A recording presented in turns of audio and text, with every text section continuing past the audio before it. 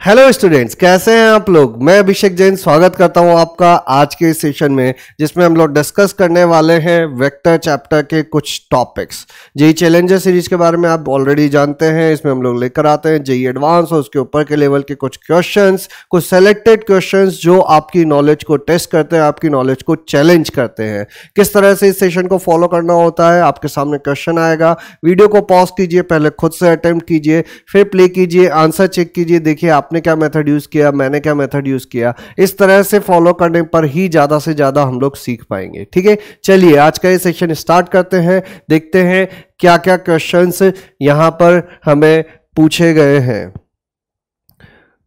अच्छा, ये टॉपिक्स हम लोग कवर करने वाले हैं। Product of vectors, cross product, dot product, scalar, triple product, vector triple product, area and volume की बातें करेंगे हम लोग कि 3D में जब एरिया वॉल्यूम पूछा जाता है तो वेक्टर्स का यूज़ करते हुए किस तरह से पता किया जा सकता है। और क्यूब और क्यूबॉइड के अराउंड भी बातें करेंगे। दो बहुत ही इंपॉर्टेंट फिगर होते हैं वेक्टर एंड 3 डायमेंशनल ज्योमेट्री में, तो इनके अराउंड किस तरह से क्वेश्चन फ्रेम किए जाते हैं, इसको भी हम लोग थोड़ा समझेंगे। क्या दिया हुआ है फर्स्ट क्वेश्चन कहता है कि let position vectors of points A B and C are A vector, B vector and C vector respectively. और सी क्या है, सी है x times A vector plus y times B vector. तो इनमें से कौन सी चीज सही है ये हमें बताना है। ठीक है, चलो देखते हैं। सबसे पहला केस समझते हैं कि x plus Y is equal to 1, x greater than Y, x greater than 0, y greater than 0, then c lies on line A B but not on the line segment A B. ठीक है, चलो first point को समझते हैं। x plus Y is equal to 1, इसका मतलब क्या हुआ पहले इसको देखो। c vector x times a vector plus y times b vector. अगर मैं यहां पर रख दूं इसको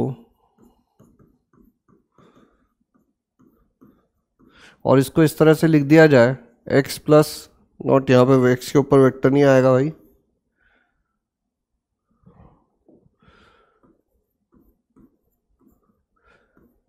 तो ये एक तरह से सेक्शन फॉर्मूला हो गया क्या। M A plus N B upon M plus N. तो ये कुछ इस तरह की बातें लग रही हैं हमको कि ए बी और ये है x 1 माइनस एक्स। ठीक है, यानी कि जो C है वो A और B को 1 माइनस एक्स रेशियो x में डिवाइड करता है। ठीक है, अब अगर ये रेशियो जो रेशियो है x अपॉन 1 माइनस एक्स, ये या इस तरह से कह दो कि ये ग्रेटर देन 0 हुआ, ग्रेटर देन 0 होगा यानी x ग्रेटर देन 0 हुआ, या यहीं से ले लेते हैं अगर x ग्रेटर देन 0 है और क्या क्या कहा गया, x greater than 0, y less than 0। तो चारों कंडीशन में समझाता हूं। अगर x भी ग्रेटर देन 0 है, y भी ग्रेटर देन 0 है, इसका मतलब क्या, x भी ग्रेटर देन 0 है और 1 माइनस एक्स भी ग्रेटर देन 0 है, यानी ये दोनों जो है वो पॉजिटिव रेशियो है। पॉजिटिव रेशियो इसका मतलब ये हो सकता है जैसे 1/2 को 1/3, 2/3, दोनों पॉजिटिव भी है, सम भी 1 आ रहा है। ठीक है, तो इस केस में जो डिवीजन होता है वो इंटरनल डिवीजन होता है। अब इनमें से कोई भी एक नेगेटिव हो जाए, जैसे x greater than 0, y less than 0, यानी कि एक रेशियो तो पॉजिटिव है लेकिन दूसरा रेशियो जो है वो क्या है, नेगेटिव है। ये y/x ही तो लिखा हुआ है। ठीक है ना, एक रेशियो पॉजिटिव दूसरा रेशियो नेगेटिव, इसका मतलब डिवीजन तो होगा लेकिन कौन सा डिवीजन होगा, एक्सटर्नल डिवीजन होगा। ये जो हमने डायग्राम बनाया है, ये डायग्राम ऐसा ना होकर कुछ इस तरह से हो जाएगा, ए बी यहाँ हो जाएगा और सी यहाँ कहीं हो जाएगा, तो ऐसा कुछ हो जाएगा कि ये x है और ये 1 माइनस एक्स है।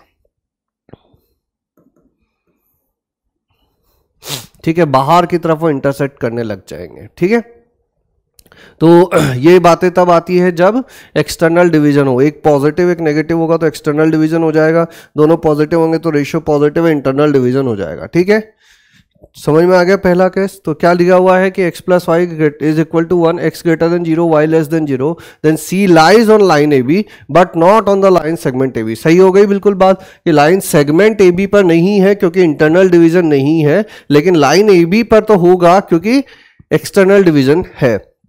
सेकेंड देखते हैं, x ग्रेटर देन 0 है, y ग्रेटर देन 0 है और x प्लस वाई जो है ना वो लेस देन 1 है। तो C lies inside the triangle ABO। ठीक है, इसको समझते हैं। देखो यहां पर एक मैं केस ले लेता हूं, x ले लेते हैं 1/2 और y ले लेते हैं 1/3। सम 1 से छोटा हो गया, पॉजिटिव भी हो गया, ठीक है। अब यहां पर थोड़ा सा डायग्राम से समझने की कोशिश करते हैं, या नेक्स्ट स्लाइड पर ही ले लेते हैं, सेकंड वाला। ये जो है ये है a, मान लो ये हमारा a पॉइंट है और ये हमारा b पॉइंट है। जरूरी नहीं है इनके मॉड्यूलस इक्वल ही हो, ठीक है, कैसे भी हो सकता है। तो अब हमको क्या चाहिए, यहां से c क्या हो जाएगा, a/2 प्लस b/3, ठीक है। तो ये ओरिजिन है, 0 वेक्टर, ये a पॉइंट है, ये b पॉइंट है। a/2 कहाँ होगा, यहां कहीं होगा। b/3 कहाँ होगा, यहां कहीं होगा। अब a/2 प्लस b/3 कहाँ होगा, तो हम ये पैरेललोग्राम हमें कंप्लीट करना पड़ेगा।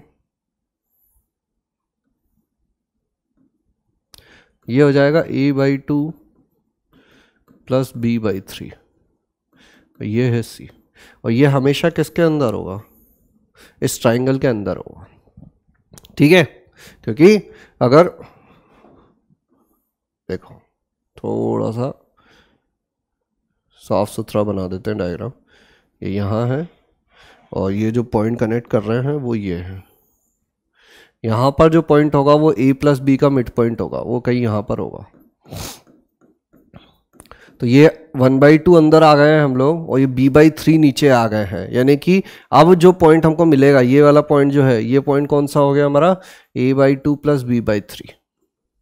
ये पॉइंट हमेशा किस में होगा, इस ट्राइंगल के अंदर होगा, क्योंकि इस पे जाओगे तो ये a/2 प्लस b/2 टाइप की बातें होने लग जाएंगी। लेकिन ये भी कब होगी, जब ये b/2 वाला पॉइंट लेंगे ना, तो ये मिलेगा हमको, ये a/2 और b/2 से।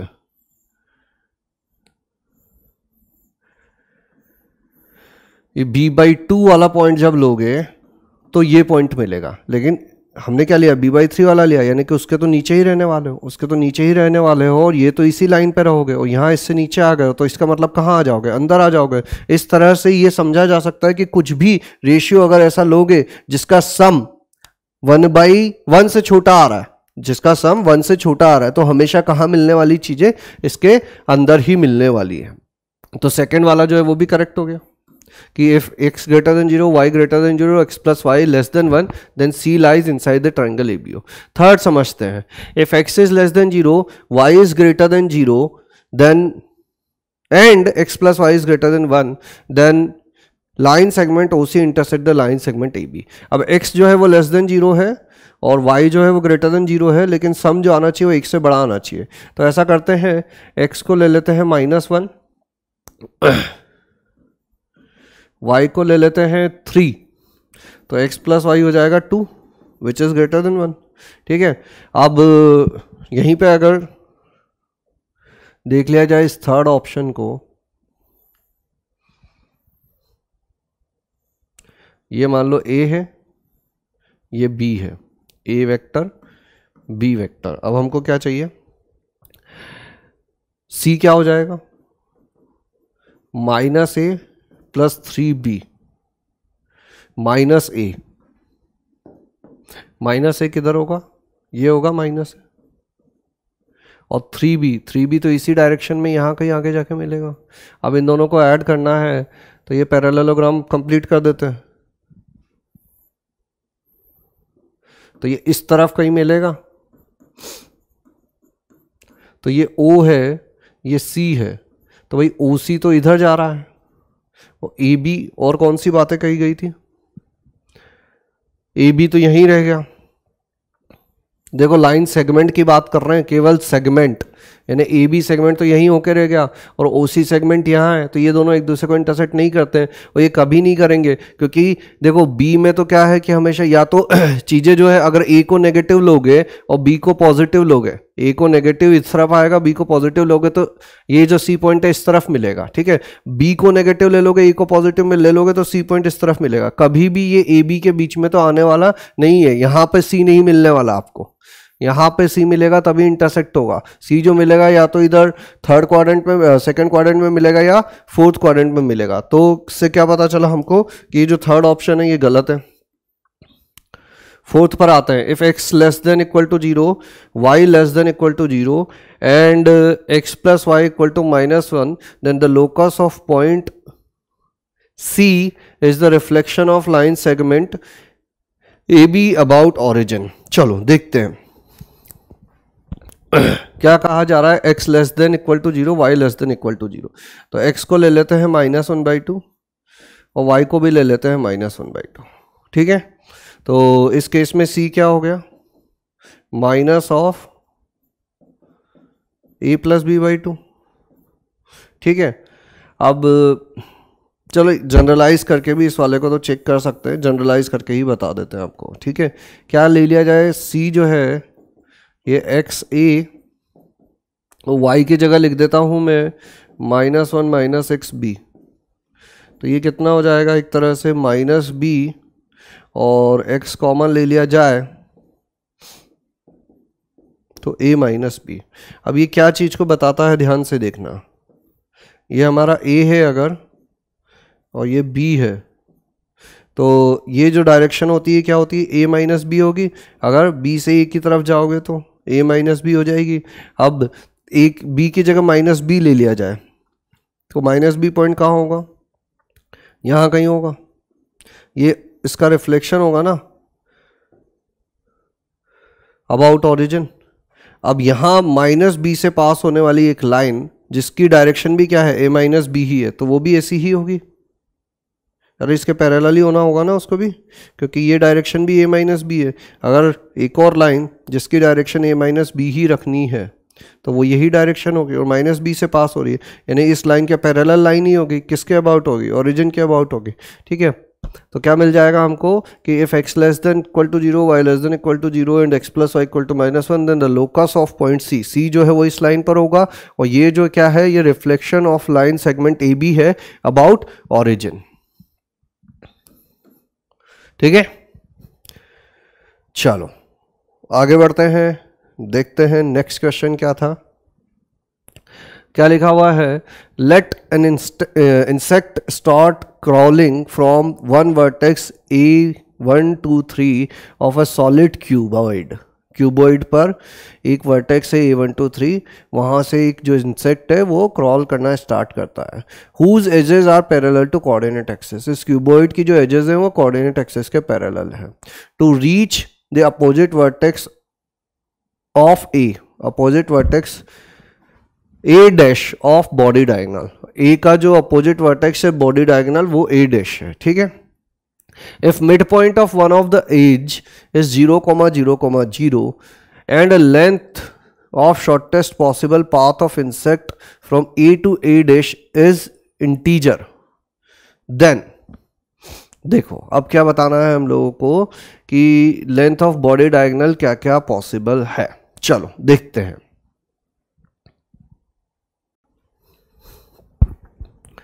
तो सबसे पहले एक क्यूबॉइड बना लिया जाए जिसका एक वर्टेक्स जो है वो 1 2 3 कर दिया जाए, ठीक है।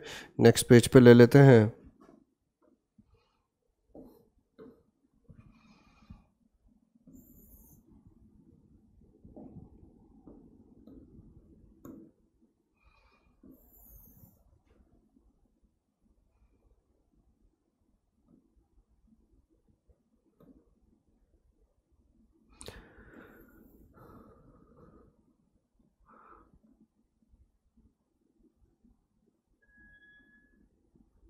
ठीक है, अब क्यूबॉइड बना लेते हैं हम यहाँ पर।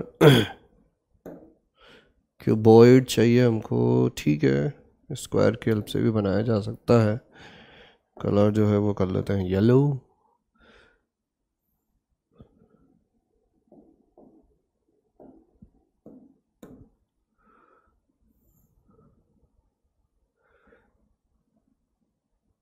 अब क्यूबॉइड के बारे में क्या बात कर रहे हैं ना, एक साइड का जो मिड पॉइंट है ना वो 0, 0, 0 है, तो मैं पहले इस साइड का ले रहा हूँ, ठीक है ना।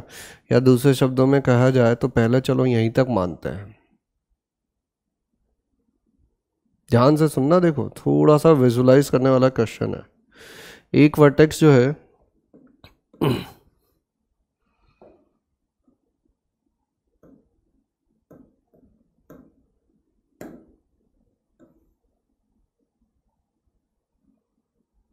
1,2,3 है, तो 1 2 3 की बातें कर लेते हैं। इसको यहाँ कहीं रख देते हैं लाके,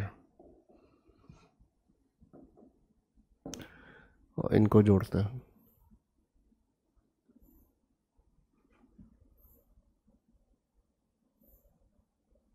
ठीक है, ये क्यूबॉइड जो क्वेश्चन में दिया गया है वो वाला नहीं है। ठीक है, ये हमने एक ऐसा क्यूबॉइड बनाया है जिसके वर्टेक्स जो है बॉडी अपोजिट जो अपोजिट डायगोनल्स के वर्टेक्स हैं वो ये हैं, लेकिन क्वेश्चन में ऐसा नहीं है। क्वेश्चन में जो क्यूब पूछा गया है उस क्यूब के लिए ओरिजिन जो है ना वो किसी एक साइड का मिड पॉइंट है। अब मुझे बताओ कि अगर ऐसा है तो क्यूब किस किस तरफ बन सकता है? या तो नीचे बन सकता है, उस केस में क्या होगा कि ये वाली जो साइड है इस साइड का मिड पॉइंट ही हो जाएगा। ठीक है, इनको नाम दे दिया जाए अगर कुछ, तो मान लेते हैं ये P है, ये Q है, तो ये PQ का मिड पॉइंट हो सकता है, या फिर ये इस वाली साइड का मिड पॉइंट हो सकता है। ठीक है, या फिर, और पिंक तो हमने ले लिया, रेड ले लेते हैं, यहाँ पर ये इस तरह से भी हो सकता है।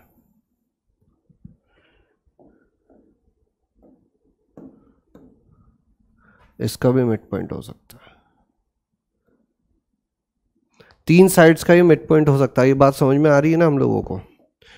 अब इनमें से किसी एक को मैं चुनता हूं पहले और समझते हैं कि क्या क्या हो सकता था यहाँ पे। ठीक है, अब देखो मान लेते हैं ये जो रेड वाली है ना इसको थोड़ी देर के लिए हटा देते हैं, और ये जो पिंक वाली है इसको भी थोड़ी देर के लिए, या पिंक वाली को भी थोड़ी देर के लिए हटा देते हैं। Ctrl+Z, इसको हटा देते हैं, और ये कंसिडर करते हैं कि भाई ये ग्रीन एज का मिड पॉइंट था। अगर ये ग्रीन एज का मिड पॉइंट था तो इसका मतलब जो क्यूब है हमारा वो यहाँ तक नहीं सीमित है, यहाँ से ये और नीचे जाएगा। क्यूबॉइड जो है वो यहाँ तक नहीं सीमित है, ये कुछ इस तरह से रहा होगा। ठीक है,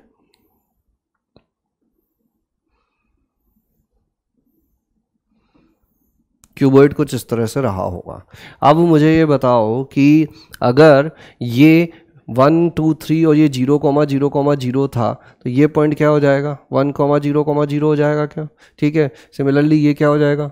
वाई एक्सिस इसको मान ले तो 0,2,0, और ये क्या हो जाएगा? 0,0,3। केवल इस येलो क्यूब की बातें कर रहा हूँ मैं। येलो क्यूब का केस लोगे तो ये कितना हो जाएगा? 1,0,3। ठीक है, और ये वाला पॉइंट कितना हो जाएगा? 1,2,3, 1,2,0, और ये पॉइंट कितना हो जाएगा?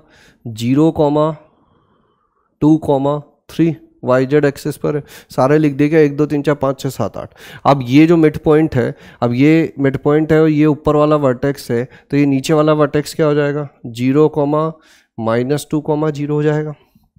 ठीक है, ये कितना हो जाएगा? इसको भी मिड पॉइंट बनाना है, 1,-2,0। ये कितना हो जाएगा? इसको भी मिड पॉइंट बनाना है, ये तो 1 ही चलेगी, और यहाँ -2 और 3।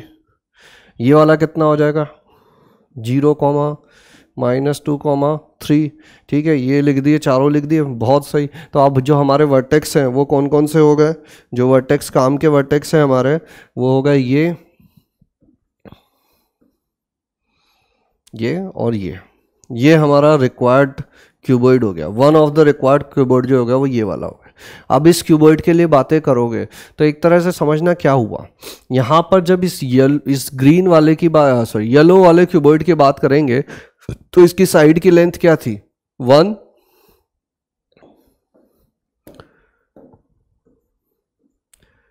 2 3। ये किसकी है? जब येलो वाले की बात कर रहे हैं हम लोग। अगर हमने जो एक्चुअल क्यूबॉइड जो हमसे पूछा गया है उसकी बात करें तो उसकी साइड्स कितनी हो जाएंगी? देखो ये वाली तो जो है ये अभी भी कितनी है? ये कितना बाहर आया? 3 बाहर आया वो, तो एक साइड तो अभी भी 3 ही है।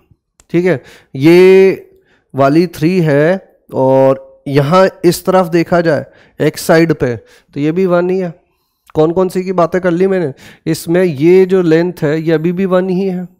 भाई इस पे तो कोई फर्क नहीं पड़ा ना, इस पे भी कोई फर्क नहीं पड़ा, फर्क पड़ा तो किस पे, इसको कर दिया बस डबल उठा के, ये जिसकी लेंथ 2 थी अब उसको उठा के क्या कर दिया 4 कर दिया, ये केस 1। अब ये कब हो रहा है, जब हमने नीचे की तरफ क्यूबॉइड को कंसीडर कर लिया कि भाई ये ऊपर वाला आधा था और नीचे वाला आधा है। अगर इस आधे को इस तरफ लोगे, इस आधे को इस तरफ लोगे तो क्या होगा, ये एक्स वाली डबल हो जाएगी, वाई जेड सेम ही रहेगी अभी भी।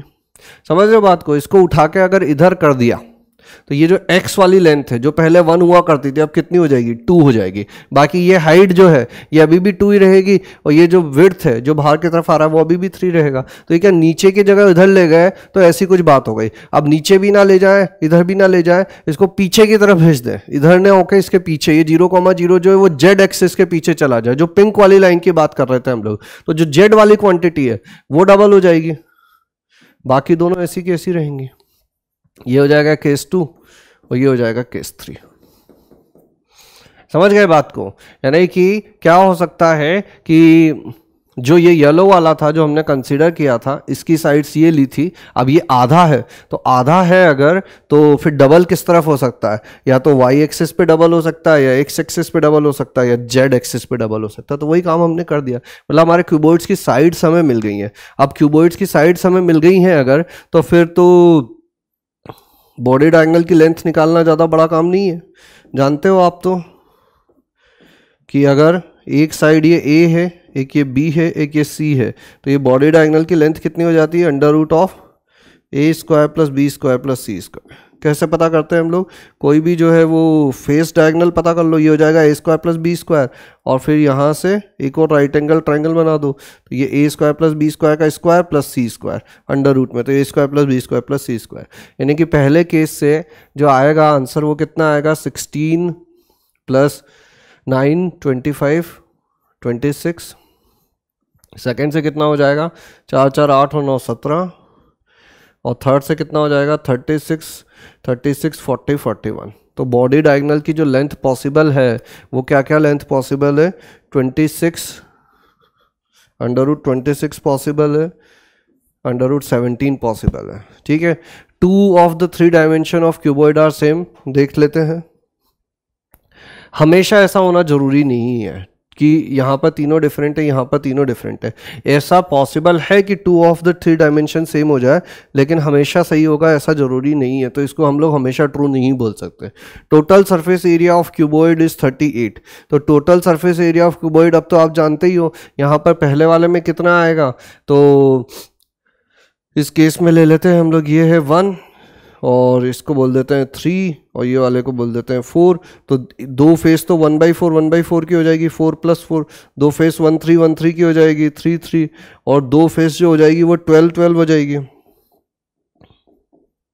तो 24 + 6 30 38। तो सरफेस एरिया जो है वो क्यूबॉइड का 38 हो सकता है।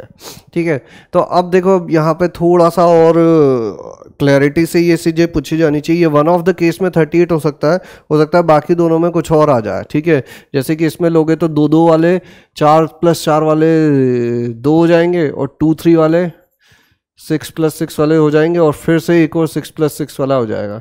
तो ये कितना हो रहा है 24 और 28 32, यानी 32 भी पॉसिबल है। सिमिलरली यहाँ पर 2 + 2 वाले 2 हो जाएंगे, 6 + 2 वाले 2 हो जाएंगे, और 6 + 6 वाले 2 हो जाएंगे।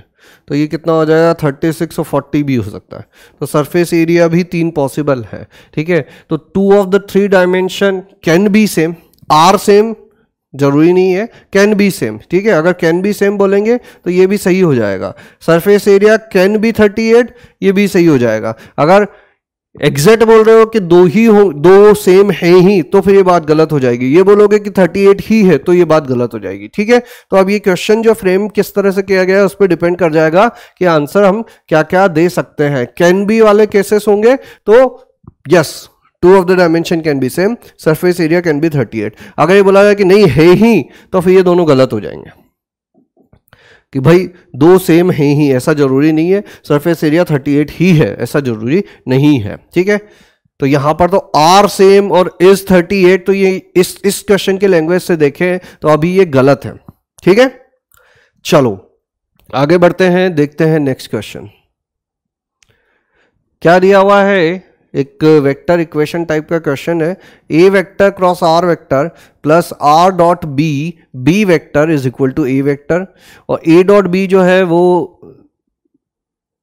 Magnitude of A magnitude of B divided by 2 से बड़ा है, और magnitude of A magnitude of B divided by √2 से छोटा है। एफ ऑफ थीटा क्या है? Box of R A B vectors where theta is angle between A vector and B vector. Theta is angle between A vector and B vector. Then इनमें से क्या सही है क्या गलत है, चलो देखते हैं। तो सबसे पहले तो इस बात को समझते हैं कि यहाँ से ही हमें क्या मिल जाएगा। इसको लिख सकते हैं हम लोग ये कॉस थीटा b/2 √2, तो कॉस थीटा जो होगा वो 1/2 से 1/√2 के बीच में होगा। ये बात यहाँ पे एक हमें नोट कर लेनी चाहिए, ठीक है। इसको इक्वेशन नंबर बोलते हैं। अब उस इक्वेशन को कैसे डील किया जाए, तो पहले इसमें हम लोग क्या करते हैं, आर ए बी टाइप की चीज़ें चाहिए हमको। तो ए आर तो है, बी से इसका डॉट ले लेता हूँ मैं, ठीक है। तो ए बी, बी से डॉट ले लिया जाए तो ये क्या बन जाएगा, A cross R dot B plus ये कितना हो जाएगा, आर डॉट बी और बी डॉट बी, और ये कितना हो जाएगा, ए डॉट बी, ठीक है। तो ये हमारा क्या हो गया, box of A R B plus ये हो जाएगा आर डॉट बी, और ये बी डॉट बी है तो इसको ऐसा लिख सकते हैं ए डॉट बी। अब ये है आर ए बी और यहाँ पर है बी ए आर, यानी कि थोड़ा सा जो है एक का प्लेस हमको चेंज करना पड़ेगा इन दोनों का, तो ये चीज़ें मिल जाएगी। मतलब ये जो है ये माइनस एफ थीटा हो गया। समझ में आती है ना ये बात? अगर एक का चेंज करते हैं तो माइनस लगा देते हैं, तो ये क्वांटिटी जो लिखी हुई है ये क्या लिखी हुई है, minus of F of theta plus R dot B, B vector के मॉड्यूलस का स्क्वायर ए डॉट बी। ये हो गई equation number 2। R dot B चाहिए हमको, तो आर डॉट बी दिख तो रहा है यहाँ पर हमको, लेकिन इसके साथ ये भी चीज़ें चल रही है। तो ऐसा करते हैं पहले, अब अभी यहाँ पे हमने क्या किया था, डॉट विद बी किया था, अब डॉट विद ए कर देते हैं।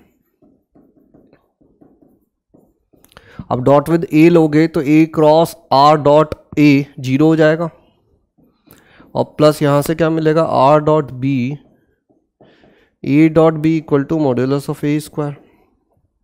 यानी आर डॉट बी की वैल्यू वहाँ से उठा सकते हैं। अब वहाँ से A dot B, R dot B की वैल्यू उठाओगे तो कितनी हो जाएगी, आर डॉट बी की तो वैल्यू उठानी है।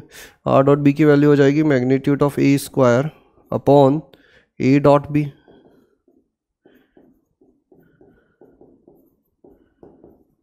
ठीक है, तो एफ ऑफ थीटा को इधर भेज देते हैं और इसको इधर भेज देते हैं।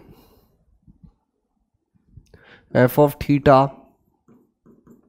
इज इक्वल टू क्या हो जाएगा, A square B square upon A dot B minus A square B square upon A dot B minus A dot B.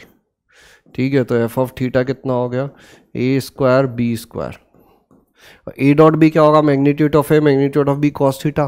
तो ये हो जाएगा magnitude of A magnitude of B cos square theta upon A dot B हो जाएगा A B cos theta. Clear है यहाँ तक चीज़ें?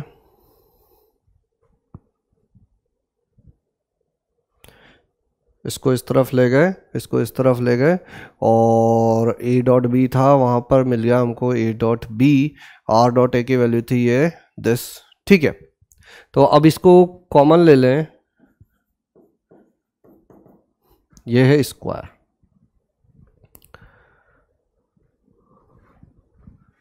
तो ये क्या बन जाएगा, साइन स्क्वायर थीटा जैसी दिख रही हैं क्या चीजें, A square B square sine square theta divided by A B cos theta. और ये ए और बी इनका मैग्नीट्यूड 1 है, सबका यूनिट वेक्टर है ये, तो ये हो गया sign square theta upon cos theta, और कॉस थीटा कहाँ से कहाँ तक है, 1/2 से लेकर 1/√2 तक। ठीक है, तो फिर से इसको कॉस थीटा के फॉर्म में ही ले आना चाहिए हमको, ज़्यादा बढ़िया वही रहेगा। तो ये हो जाएगा 1/cos theta minus cos theta. तो एक तरह से कॉस थीटा यहाँ से यहाँ तक जा रहा है और इसकी वैल्यू तुमको बतानी है। ठीक है, तो जो सही तरीका होना चाहिए वो तो ये होना चाहिए कि t इसको अज्यूम किया जाए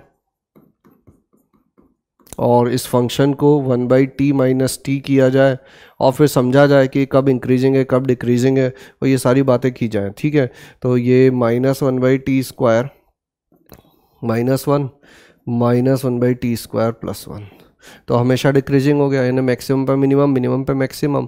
तो जब हम लोग लिखेंगे 1/2 तो 1/2 पे एफ ऑफ थीटा कितना आ रहा है, 1/2 लिखोगे तो कॉस थीटा 1/2 लिखोगे तो 1 - 1/4 अपॉन 1/2, 3/4 अपॉन 1/2, 3 यानी मिनिमम पे मैक्सिमम। अच्छा 3/2 होगा ये, तो 3/2 होगा तो मैक्सिमम वैल्यू हो जाएगी 3/2। ठीक है, सिमिलरली जब 1/√2 लिखोगे तो ये क्या वैल्यू बन जाएगी, 1 - 1/2 अपॉन 1/√2, यानी कि 1/2 और √2 1/√2, मैक्सिमम इज 1/√2। ठीक है, तो मिनिमम पे मैक्सिमम और मैक्सिमम पे मिनिमम। क्लियर है, अच्छा क्वेश्चन था। चलिए आगे बढ़ते हैं, देखते हैं नेक्स्ट क्वेश्चन क्या दिया हुआ है। एक मैच द कॉलम टाइप का क्वेश्चन है। क्या कहा जा रहा है, triangles are formed by selecting 3 vertices from the vertices of cube. ट्राइंगल्स बना रहे हैं, एक क्यूब दिया हुआ है, उसके कोई भी 3 वर्टेक्स सेलेक्ट करते हैं, उससे हम लोग ट्राइंगल बनाते हैं। If NE1, NE2, NE3 and NE4 are the number of triangles which are equilateral, right-angled, scalene and isosceles respectively, तो बताओ NE1 कितना होगा, E2 कितना होगा, E3 कितना होगा, E4 कितना होगा। चलो देखते हैं। तो फिर से हमें ना सबसे पहले एक क्यूबॉइड बना लेना चाहिए, क्यूब बना लेना चाहिए। ठीक है, तो यहाँ एक क्यूब बनाते हैं।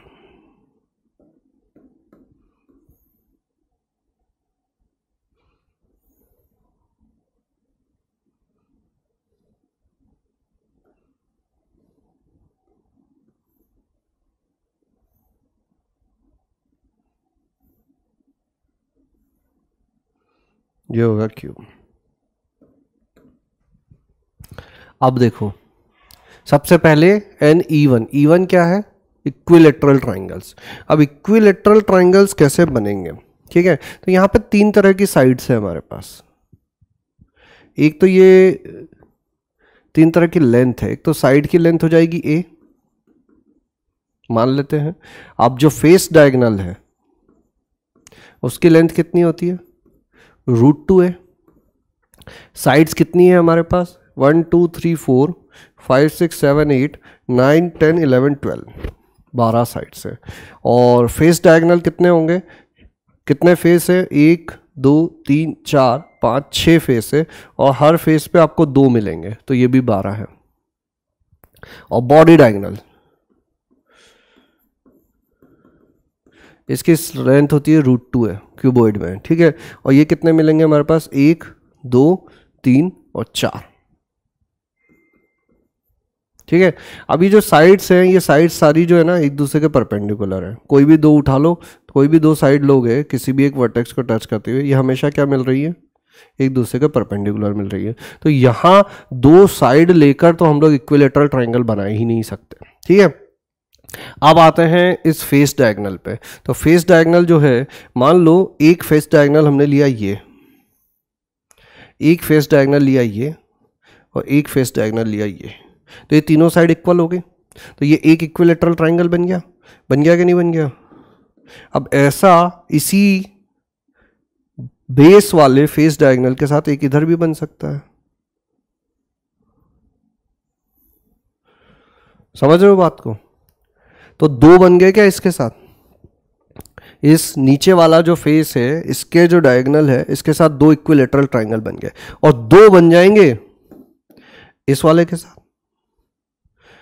समझ रहे हो, जैसे ये दो बनाए, बाकी नहीं बनाएंगे, डायग्राम जो है बहुत कंफ्यूजिंग हो जाएगा, नहीं तो बस समझना, आप सुनने की देर है।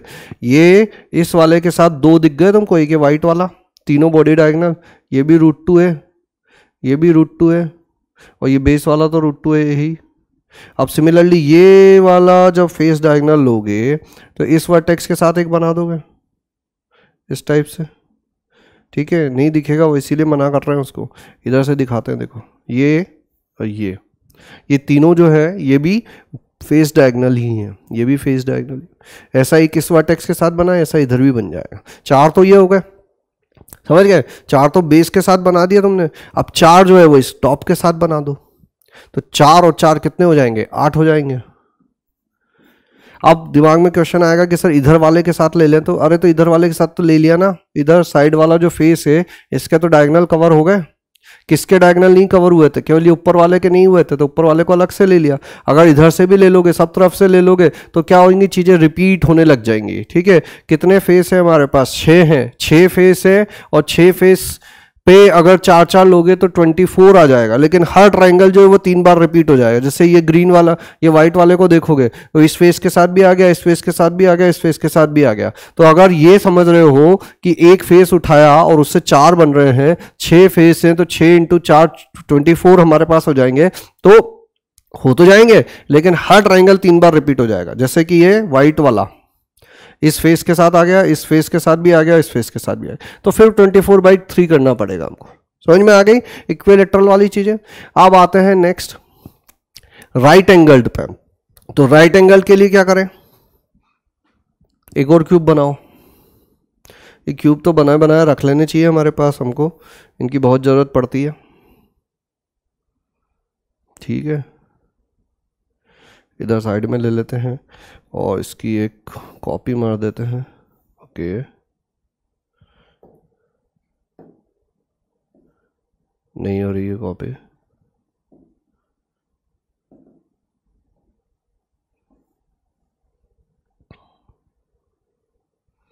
ये क्या होता है, ठीक है।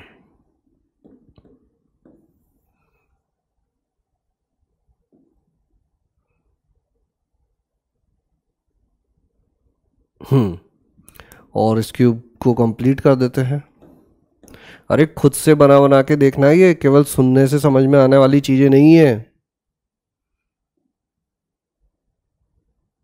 जब तक खुद से नहीं करोगे कुछ पता नहीं चलेगा, सब हवा हवा हो जाएगा।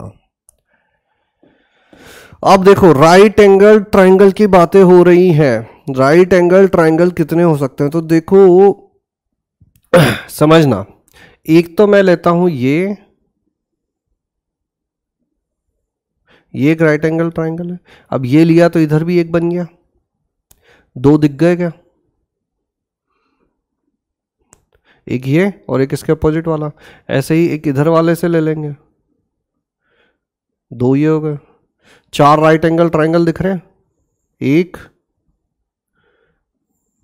2 3 और 4 इस फेस पर है। ऐसे कितने फेस है, 1 2 3 4 5 6, तो 6 × 4 24 तो ये हो गए, सीधे सीधे फेस फेस से ही बना दिया हमने। अब आते हैं हम लोग इन पे डायगनल्स पे, ठीक है। तो एक तो मैं ले लेता हूं, मान लो ये बॉडी डायगनल लिया मैंने, एक ये फेस लिया, सॉरी ये एज ली और इसको इससे मिला दिया, तो ये भी एक राइट एंगल ट्रायंगल है कि नहीं। ये यहां बन रहा है ना इस तरह से, यानी इस एज के साथ एक तो ये बन गया, ठीक है, या इस डायगोनल के साथ एक ये बन गया। एक किस तरफ बन जाएगा, इस तरफ बन जाएगा, 2 हो गए। ऐसे 2 तो ये हो गए और 2 जो है वो इस डायगोनल के साथ बन जाएंगे।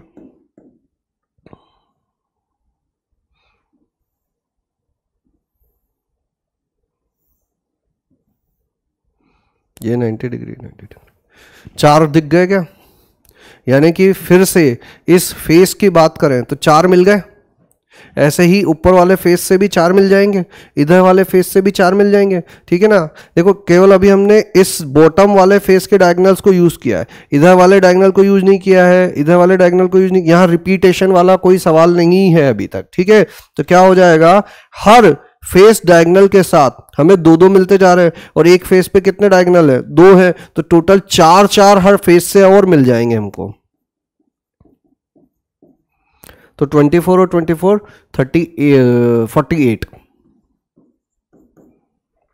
अब आप सोच रहे होंगे कि अगर दोनों बॉडी डायगोनल ले लिए जाएं तो हो पाएगा क्या, नहीं हो पाएगा। बॉडी डायगोनल्स के बीच का एंगल जो होता है वो cos इनवर्स 1/√3 होता है, तो वहां से नहीं ला पाओगे, और कोई भी पॉसिबिलिटी यहाँ पर नहीं है। 90-90 जैसे बन सकते थे वो सारे ले लिए हमने, या तो ऊपर एक ही फेस पे बन जाएगा या फिर ये 3 वाला बन जाएगा, ठीक है। आप तीसरा आते हैं, स्केलिन की तीनों साइड जो है वो कैसी होनी चाहिए, अनइक्वल होनी चाहिए। चलो देखते हैं।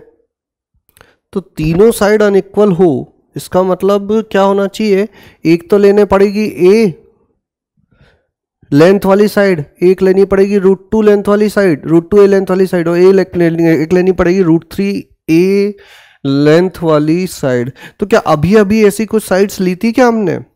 अरे ये जब बनाए थे, कौन से वाले, ये वाले ट्राइंगल्स, एक तो ली थी ये साइड, एक लिया था फेस डायगोनल, ये ली थी ए, ये ली थी √2a, और एक इसके साथ लिया था √3a।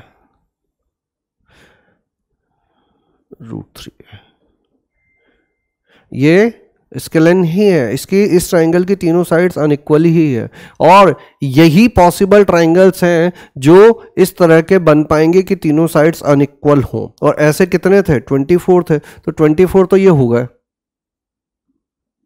क्लियर है, सिंपल था ये वाला, तो ज्यादा कुछ करना ही नहीं था भाई, तीनों साइड अनइक्वल लेनी है, और तीनों साइड अनइक्वल जब लोगे तो वो तो राइट एंगल ट्राइंगल बनेगा। अभी अभी हमने देखा ये 24 बन सकते हैं, कैसे, एक ये हो गया और एक इस तरफ बन जाएगा, 2 यानी एक डायगोनल से 2, 2 डायगोनल से 4, एक फेस से 4, 6 फेस से 24, ठीक है। लास्ट वाले पे आते हैं, आइसोसेलेस इंक्लूडिंग इक्विलेटरल। फिर से देखो, इक्विलेटरल तो कितने थे हमारे पास, 8 तो थी, तो 8 तो ये लिख ही दिए, प्लस आइसोसेलेस। आइसोसेलेस क्या होगा कि 2 साइड इक्वल ले ली जाए, ठीक है। अब 2 साइड अगर इक्वल ले लोगे, जैसे कि ये साइड ले ली जाए, दूसरा कलर ले लेते हैं या इस वाले पे बनाते हैं, एक तो ले लिया मैंने ये ए साइड, और ये √2a वाली हो गई, ठीक है। तो ऐसे कितने पॉसिबल है, ए √2a वाले, अभी अभी हमने देखा था ये भी राइट एंगल थे, ये कौन से वाले राइट एंगल थे, ये वाले राइट एंगल थे, जो एक फेस पे कितने बन रहे हैं, 1, ऐसे दूसरा ये दिख रहा है इधर, इसके बाद जो कटा हुआ है, और 3 4, यानी 24 और ये हो गए, ठीक है। दोनों √3a लेके तो बना नहीं पाओगे। अब बात आती है कि सर दोनों √2a वाला ले लेता हूं, तो अगर ये एक √2a वाला लोगे और दूसरा √2a वाला लोगे तो तीसरा भी √2a वाला ही आ जाएगा, वो तो इक्विलेटरल है ना, वो तो यहां काउंट हो ही चुके हैं।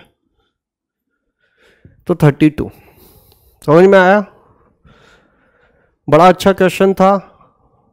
अगर विजुलाइज करना सीख गए हो तो ये बहुत इजी हो जाएगा, अगर नहीं सीखे हो तो खुद से करो, ठीक है, खुद से बनाओ ट्राइंगल्स, अपने आप ही क्वेश्चन सॉल्व होता चला जाएगा। चलिए आगे बढ़ते हैं, देखते हैं नेक्स्ट क्वेश्चन। फिर से एक मैच द कॉलम टाइप का क्वेश्चन है। क्या कहा गया है, a rectangle OACB having vertices 0 0 0 A 0 0 0 B 0 AB0 is folded along the diagonal AB such that the planes OAB and ACB are perpendicular to each other. If the position of the vertex of O remains same and C1 X1 Y1 Z1 is the new position of C, then which of the following is true? चलो देखते हैं। तो सबसे पहले तो क्या कर लिया जाए, एक डायग्राम बना लेते हैं 3 डायमेंशन वाला।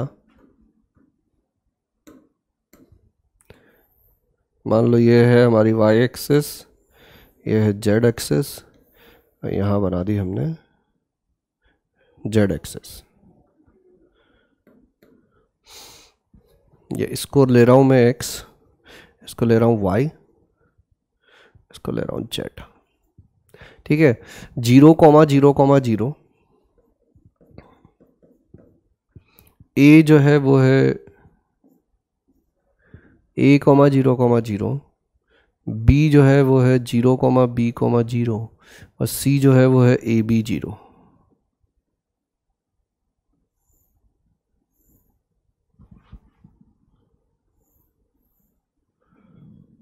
ये c है हमारा। ठीक है, यहां तक क्लियर है। अब क्या किया,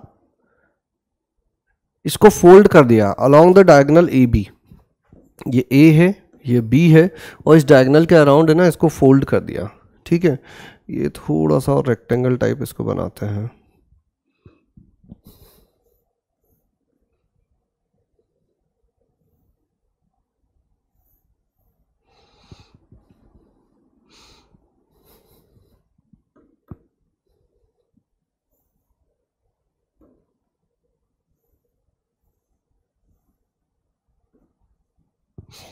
ठीक है, समझ में आ जाएगा। अब क्या किया हमने, एक लाइन ली डायगोनल ए बी वाली, और इसके अराउंड इसको फोल्ड कर दिया। किसको, इस ए सी बी को ऐसे उठा दिया, और उठा के कितना उठा दिया, परपेंडिकुलर कर दिया। इतना उठाया कि ये उठ के जो है वो परपेंडिकुलर हो गया। तो ये उठ के जब परपेंडिकुलर होगा तो ये ऐसा कुछ बन जाएगा। अलग से डायग्राम बना है, तो ये बेस वाला तो ऐसा का ऐसा रहेगा, और ये टॉप वाला ऐसा कुछ हो जाएगा। ये 90 डिग्री हो जाएगा। ये है O, ये है B, ये है A, ये C। ऐसे उठा दिया इसको। समझ में आ रही है क्या बात। ये फेस जो है ये उठ गया, यहाँ से इस C को पकड़ा इस लाइन के अबाउट, और ऐसे करके यूं सीधा कर दिया।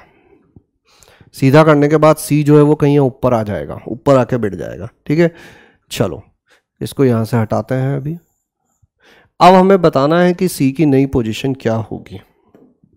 ठीक है, तो देखो, अगर इस C को यहाँ से इस C से इस लाइन पे परपेंडिकुलर ड्रॉप करें, और जब ऐसा वर्टेक्स इसको वर्टिकल कर देंगे, इस C को उठा के वर्टिकल कर देंगे, तो ये जो पॉइंट है ये इसका C का फुट ऑफ परपेंडिकुलर तो यही रहने वाला है। चाहे यहाँ से ड्रॉप करो या इसको उठा के यहाँ ले आऊँ मैं और यहाँ से ड्रॉप करो, एक ही बात रहने वाली है। समझ में आ रही बात। तो हम क्या करते हैं, पहले इस पॉइंट को निकाल लेते हैं, और इस पॉइंट को निकालने के बाद इसका जो एक्स और वाई कोऑर्डिनेट है वो तो वही रहने वाला है। जेड कोऑर्डिनेट क्या होगा, जेड कोऑर्डिनेट ये लेंथ होगी। इस लेंथ को अगर पता कर लिया जाए, इसको उठा दिया जाए, तो यही लेंथ क्या हो जाएगी, जेड कोऑर्डिनेट बन जाएगी। समझ में आ रही बात। यानी हमें दो चीज़ें पता करनी है, एक तो सी का इस लाइन पर फुट ऑफ परपेंडिकुलर, और सी की इस लाइन से डिस्टेंस। अब सी की इस लाइन से डिस्टेंस निकालो या ओ की इस लाइन से डिस्टेंस निकालो, बात एक ही है। ये दोनों इक्वल ही होंगे, ये भी इक्वल होगा। तो दो काम करने हैं, पहले तो इस 2 डायमेंशन में चले जाते हैं हम लोग। 2 डायमेंशनल प्लेन में हम लोग इस सी की ए बी से, सी का ए बी पर फुट ऑफ परपेंडिकुलर निकाल लेते हैं। तो in 2D, in X Y plane, equation of A B जो है वो क्या हो जाएगी, X by A plus Y by B equal to 1। C जो है वो कितना हो जाएगा, ए कोमा बी। अब इसका इस पे फुट ऑफ परपेंडिकुलर निकालना है, तो कैसे निकालते हैं हम लोग, X minus A upon 1 by A, Y minus B upon 1 by B, minus इसको सेटिस्फाई करवा दो, तो 1 plus 1 minus 1 upon A, 1 upon A square 1 upon B square. Foot of perpendicular का फॉर्मूला है ये।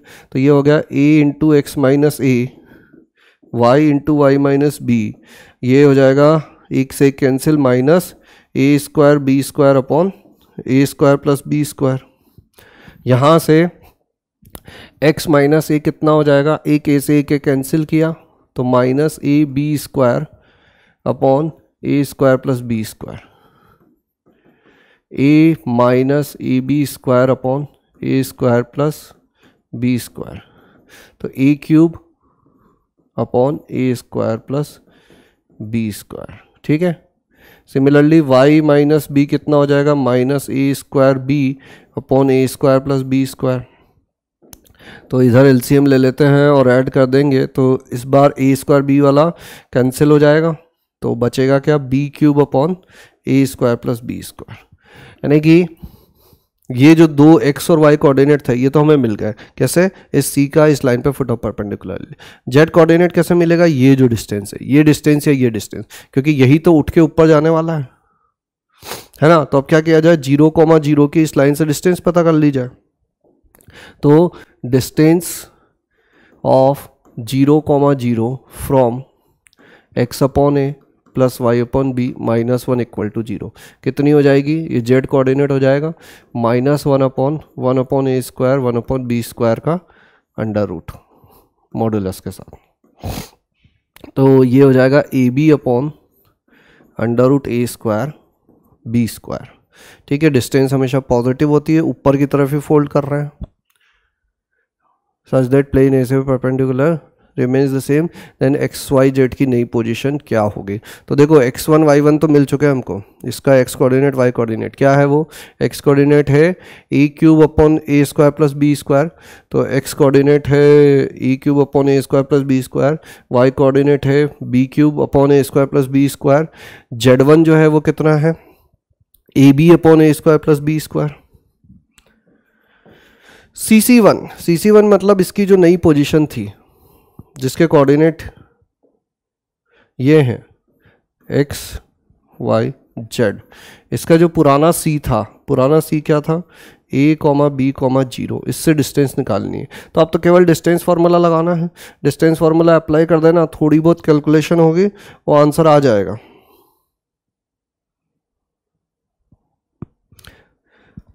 थर्ड वाला आंसर मिल जाएगा आपको। ठीक है, हल्की फुल्की सी कैलकुलेशन है, ज़्यादा कुछ नहीं है, डरने की कोई बात नहीं है। अभी यहाँ पर हम लोग कैलकुलेट नहीं करेंगे, क्या करना है, a minus A cube upon A square plus B square, देखो ए क्यूब से ए क्यूब कैंसिल होता हुआ दिख रहा है, square b minus B cube upon A square plus B square whole square plus this minus 0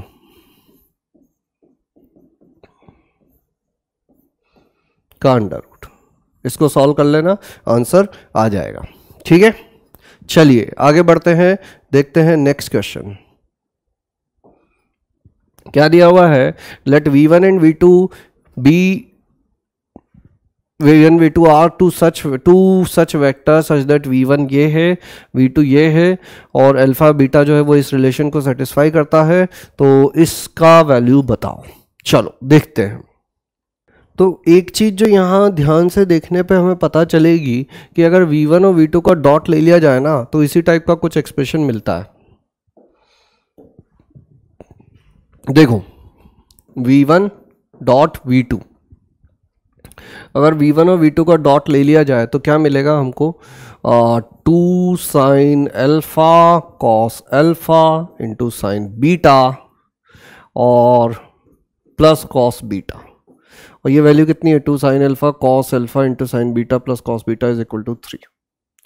ठीक है, यानी कि v1 डॉट v2 जो है वो 3 है। इसका मतलब magnitude of v1 magnitude of v2 cos theta is 3, जहाँ थीटा क्या है, v1 और v2 के बीच में एंगल है। ठीक है, अब v1 का मैग्नीट्यूड और v2 का मैग्नीट्यूड, तो ऐसा करते हैं स्क्वायर कर लेते हैं, थोड़ा सा अंडर रूट वगैरह नहीं लिखने पड़ेंगे हमको। तो v1 के मैग्नीट्यूड का स्क्वायर कितना हो जाएगा बताओ, इसका स्क्वायर करें तो 4 sign square theta plus sine square alpha plus cos square alpha 1 हो जाएगा, और 2 साइन अल्फा कॉस अल्फा हो जाएगा साइन 2 अल्फा।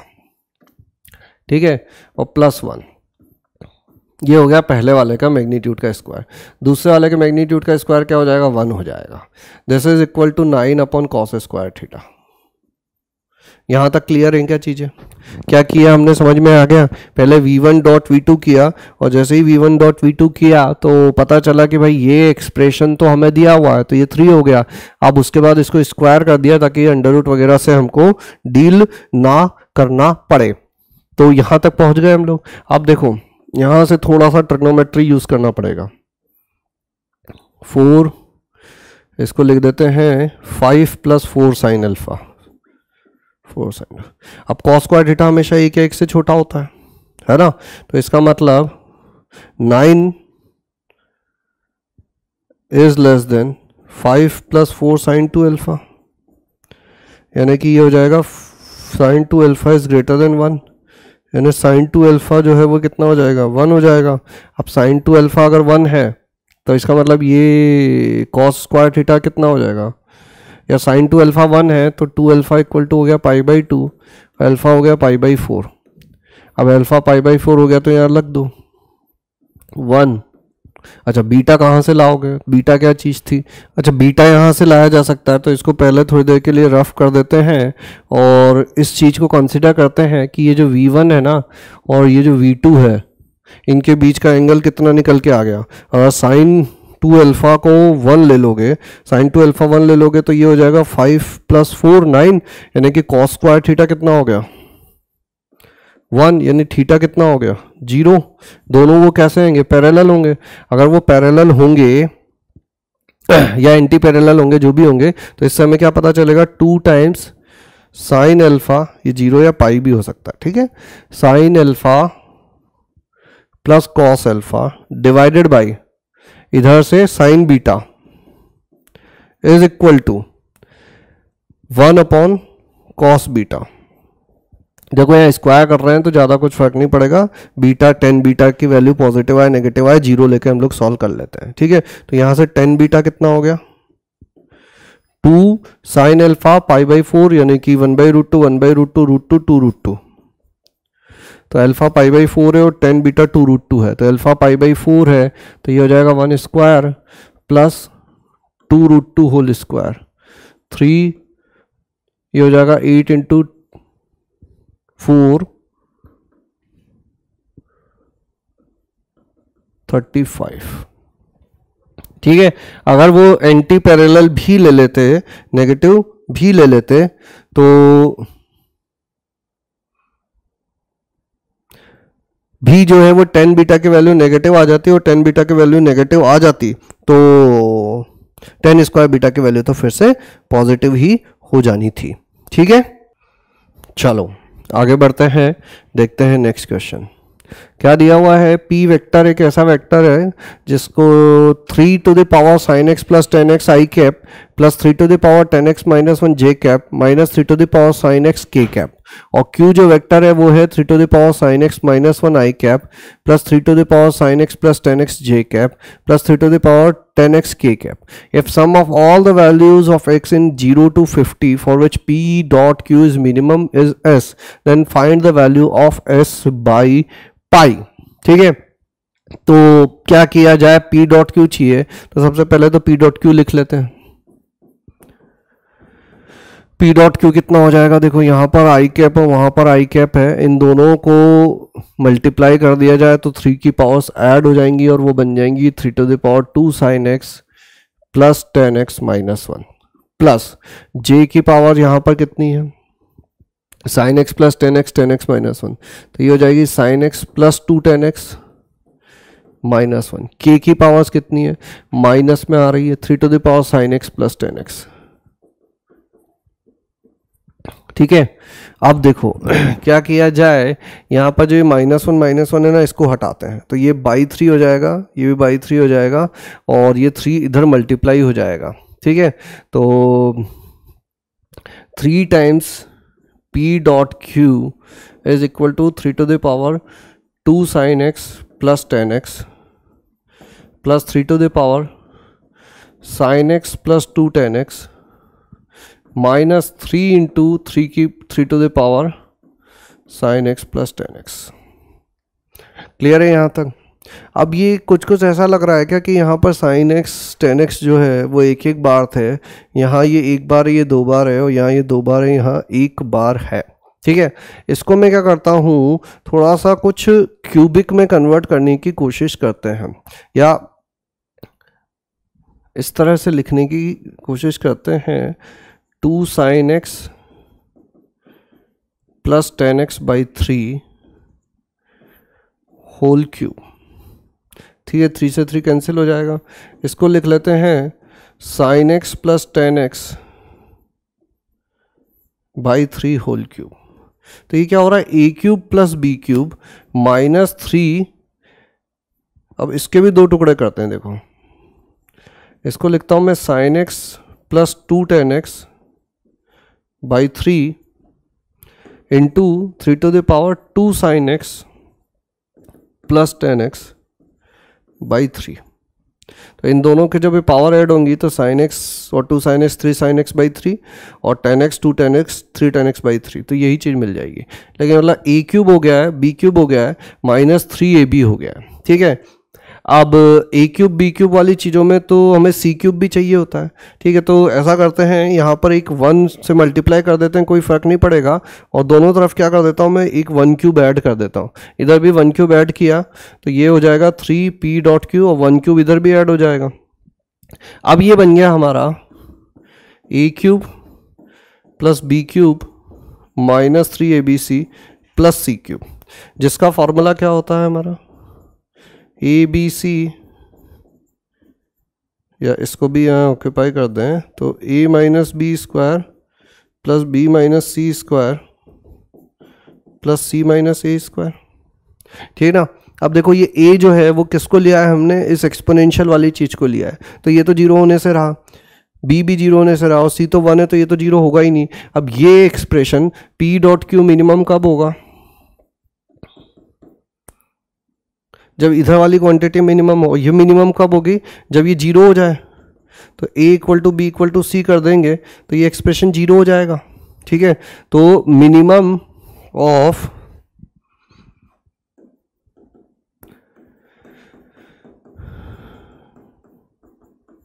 ये जीरो कर दिया हमने, इसका मतलब p डॉट क्यू जो है उसका मिनिमम हो गया 1/3। लेकिन ये कब होगा, when a is equal to b is equal to C, यानी 3 to the power 2 sin x plus 10x by 3 is equal to 3 to the power sin x plus 2 tan x by 3 is equal to 1। समझ में आई बात। यहाँ पे क्या किया गया, ये एक्सप्रेशन मिनिमम कब होगा, ये 3p डॉट क्यू प्लस 1 जो है वो एक तरह से क्या है, ये एक्सप्रेशन -1 डिवाइडेड बाई 3, ठीक है। इस पूरे एक्सप्रेशन को अगर मैं लैम्डा कह दूं तो p डॉट क्यू एक्चुअली में क्या था, लैम्डा -1/3 था। अब इसको मिनिमम करना है, मतलब लैम्डा को मिनिमम करना है। इस लैम्डा को मिनिमम कब कर सकते हैं हम लोग, जब ये तीनों इक्वल हो जाए तो जीरो हो जाएगा, वही काम हमने किया। अब इसका मतलब क्या हुआ, 2 sin x plus 10x zero हो जाए और sin x plus 2 tan x भी जीरो हो जाए, इसका मतलब sin x भी जीरो हो जाए और 10x भी जीरो हो जाए। दो इक्वेशन दो अननोन, ये दोनों जीरो कहाँ होते हैं, x इक्वल टू n पाई पर। जीरो से 50 पाई में क्या क्या हो सकता है, 0 पाई 2 पाई अप टू 50 पाई। क्या बोला जा रहा है, सबका सम लो, तो सम कितना हो जाएगा 50 इंटू 51/2 पाई, ठीक है। तो 25 into 51 pi 1275 pi, s by pi हो जाएगा 1275। क्लियर है। चलो आगे बढ़ते हैं, देखते हैं नेक्स्ट क्वेश्चन क्या दिया हुआ है। Suppose in a tetrahedron ABCD, AB 1 है, CD 3 है, and distance and angle between AB and CD are 2 and π/3 respectively, ठीक है। Find the volume of tetrahedron. चलो देखते हैं। तो सबसे पहले तो एक टेट्राहेड्रॉन बना लिया जाए।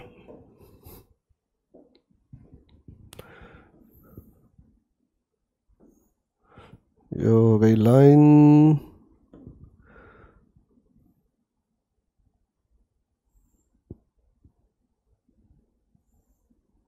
ये हो गया हमारा टेट्राहेड्रॉन, ठीक है। अब ABCD, AB जो है वो 1 है और CD जो है वो √3 है। तो मान लेते हैं कि ये A है, ये B है, ये C है और ये D है। A को ले लेते हैं ओरिजिन, B जो है उसको बोल देते हैं B वेक्टर, C को बोल देते हैं C वेक्टर और D को बोल देते हैं D वेक्टर, ठीक है। तो क्या क्या बातें और की गई है हमसे कि मैग्नीट्यूड ऑफ B वेक्टर जो है वो 1 है, magnitude of C minus D vector जो है वह √3 है, और इस B वेक्टर यानी AB और C माइनस D वेक्टर यानी कि सी डी के बीच का एंगल जो है वो π/3 है। और क्या कहा गया है, ए बी और सी डी के बीच, तो ए बी और सी डी जो है वो स्क्यू लाइन्स है, तो इनके बीच में डिस्टेंस जो है वो कैसे पता करते हैं हम लोग, मैग्नीट्यूड ऑफ कोई भी 2 पॉइंट ले लिए जाए, तो C-0 डॉट क्या हो जाएगा, नॉर्मल इसका ए बी वाले का और सी डी वाले का नॉर्मल, तो ए बी वाले का और सी डी वाले का नॉर्मल हो जाएगा B×C-D डिवाइडेड बाई इसका नॉर्मल। ठीक है, तो 2 है, ये C.B×C तो 0 हो जाएगा, और C.B×D माइनस वाला तो ये हो जाएगा box of C/B/D divided by, अब यहाँ पर magnitude of B, magnitude of C-D, और एंगल कितना है इनके बीच में, π/3, तो sin π/3। ठीक है, यहाँ से क्या मिला हमको 2, मैग्नीट्यूड ऑफ B कितना है 1 है, मैग्नीट्यूड ऑफ C-D कितना है √3 है, और ये कितना है √3/2 है, और ये बॉक्स ऑफ क्या है, इसको इसको अंदर माइनस को अंदर भेज देते हैं, पोजीशन चेंज कर देते हैं, BCD। ठीक है, तो ये हो गया हमारा कितना 3 equal to box of BCD, और वॉल्यूम ऑफ टेट्राहेड्रॉन क्या होता है 1/6 ऑफ बॉक्स ऑफ ABC, तो वॉल्यूम कितना हो जाएगा 3/6 और 1/2। बहुत ही सिंपल सा क्वेश्चन था। ठीक है, अगर हम लोगों ने सही से इसको इंटरप्रेट कर लिया तो ज़्यादा कुछ इसमें था नहीं। चलिए आगे बढ़ते हैं, देखते हैं नेक्स्ट क्वेश्चन क्या दिया हुआ है। A point P moves in this plane such that area of triangle PAB where A is 2, 2, 1, B is -1, 4, -1, -4, -1 is always equal to 14 square unit. ठीक है, if the planes perpendicular to P1 also containing the locus of P are 6x plus ay plus bz plus d1 equal to 0 and 6x plus ay plus bz plus d2 equal to 0 where d1 is greater than d2, then find d2 minus d1 upon a plus b। चलिए देखते हैं। सबसे पहले तो मैं क्या करता हूँ, एक प्लेन यहाँ पे बनाते हैं। कौन सा प्लेन, ये वाला प्लेन। ये प्लेन कौन सा है, ये जो गिवन प्लेन है 2x - 3y + 6z - 4 = 0। इस प्लेन पे 2 लाइन्स हैं, 2 लाइन्स नहीं 2 पॉइंट्स हैं। ठीक है, मान लेते हैं वो 2 पॉइंट्स जो हैं वो इस लाइन सेगमेंट के एंड पॉइंट्स हैं। ये हो गया हमारा A 2, 2, 1 और ये है B -1, -4, -1। तो ए बी की डिस्टेंस कितनी है यहाँ पे लिख लेते हैं। ए बी की डिस्टेंस कितनी आ रही है बताओ तुरंत से। तो 2 - -1 यानी कि 3 स्क्वायर प्लस 2 - -4 यानी कि 6 स्क्वायर और 1 - -1 यानी कि 2 स्क्वायर, इसका अंडर रूट। तो ये हो जाएगा 9 + 36 + 4 49 7। ए बी जो है वो 7 है, ये डिस्टेंस 7 है। अब क्या कहा जा रहा है कि P एक ऐसा पॉइंट है जो इस तरह से मूव करता है कि इस ट्राइंगल का एरिया हमेशा 14 बना हुआ रहता है। यानी कि ये जो परपेंडिकुलर डिस्टेंस है ये 7 है, एरिया कितना लाना है 14 लाना है। एरिया कितना होता है, एरिया होता है हमारा 1/2 परपेंडिकुलर, ये जो परपेंडिकुलर है इसको बोल देते हैं m इंटू बेस तो हमेशा 7 है, ये कितना दिया हुआ है 14 दिया हुआ है। तो PM जो है वो कितना होना चाहिए 4 होना चाहिए। ये डिस्टेंस हमेशा 4 होनी चाहिए। अब डिस्टेंस हमेशा 4 होनी चाहिए तो ये जो P है ये एक तरह से एक लाइन में मूव करेंगे। इस लाइन पर अगर ये कहीं भी होगा तो परपेंडिकुलर डिस्टेंस हमेशा 4 बनी रहेगी। भाई बेस तो फिक्स हो गया, अगर ये जो थर्ड वर्टेक्स है इसको मूव कराओगे तो इस तरह से मूव करवाना पड़ेगा कि इस ए बी बेस से हमेशा डिस्टेंस कितनी रहे 4 रहे। यानी कि P जो है वो एक पैरेलल लाइन पे मूव करेगा किसके, ए बी के। अब ये P पॉइंट इस तरफ भी हो सकता है, देखो इधर भी बन सकता है ट्राइंगल। ये परपेंडिकुलर डिस्टेंस भी कितनी हो सकती है 4 हो सकती है। ठीक है, यानी कि P का लोकस जो है ना वो 2 पैरेलल लाइंस हैं और वो लाइंस कैसी हैं, वो लाइंस भी इसी प्लेन में है। ठीक है, अब हमको क्या बताना है कि if the planes perpendicular to P1, इस प्लेन के परपेंडिकुलर एक प्लेन है जो इस लोकस को भी रखता है, तो वो प्लेन किस तरह के होंगे? इस टाइप के होंगे कि भाई परपेंडिकुलर भी हो गया और ये जो लोकस था P का वो भी इस प्लेन में आ गया, ठीक है ना। तो इस प्लेन के इक्वेशन जो है ना वो हमको दी हुई है, इस तरह की कुछ है। तो इस प्लेन का नॉर्मल वेक्टर में कहूँ, मान लो इसको हम लोग कह देते हैं n, तो वो क्या होगा 6i plus AJ plus BK। दूसरा वाला भी होगा वही, क्योंकि वो यहां होगा, पैरेलल होंगे प्लेन, ठीक है ना। समझ में आ रही होगी आई होप चीजें। अब ये है, अब ये जो नॉर्मल वेक्टर है वो कहाँ होगा? इससे बाहर की तरफ होगा, यानी कि ये इस P लाइन के भी परपेंडिकुलर होगा और ये जो प्लेन है हमारा P1 इसके भी परपेंडिकुलर होगा। समझ रहे हो? एक तो अगर इस P1 के नॉर्मल को N1 कहा जाए, ठीक है, P1 का जो नॉर्मल है उसको कह देते हैं N1,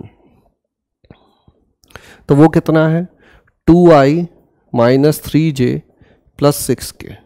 और ये जो लाइन आई, इस लाइन के जो डायरेक्शन रेशियोज है वो वही होंगे जो AB के हैं, क्योंकि ये तो पैरेलल लाइंस है ना। तो AB के डायरेक्शन रेशियोज कितने हो जाएंगे हमारे 3i plus 6j plus 2k। अब ये जो प्लेन है नया वाला, ये पिंक वाला, ये इस लाइन के भी परपेंडिकुलर है, सॉरी इस लाइन को भी कंटेन करता है, यानी कि इस प्लेन का जो नॉर्मल है ये n, ये इस लाइन के भी परपेंडिकुलर होगा और इस प्लेन के भी परपेंडिकुलर होगा। तो हम लोग क्या लिख सकते हैं कि n जो है ना एक्चुअली में वो ये n1 क्रॉस l1 से मिलेगा, ठीक है। तो n1 क्रॉस l1 करते हैं, पैरेलल होगा, या तो ऐसा होगा या इसका नेगेटिव होगा, i j k 2 माइनस 3 6 3 6 2। तो कितना हो जाएगा ये देखते हैं, ये हो गया -6 और -36 -42। इसको हमको इक्वल लिखने की जगह पैरेलल लिखना चाहिए। माइनस j ये कितना हो जाएगा 4 माइनस 18 माइनस 14, ठीक है, और प्लस k ये हो जाएगा 12 प्लस 9 21। तो एक तरह से जो ये n वेक्टर आ रहा है ना, ये जो n कहा जाए या n वेक्टर के करस्पॉन्डिंग जो डायरेक्शन रेशियोज कहे जाएंगे वो -42 माइनस माइनस माइनस प्लस हो जाएगा +14 और 21।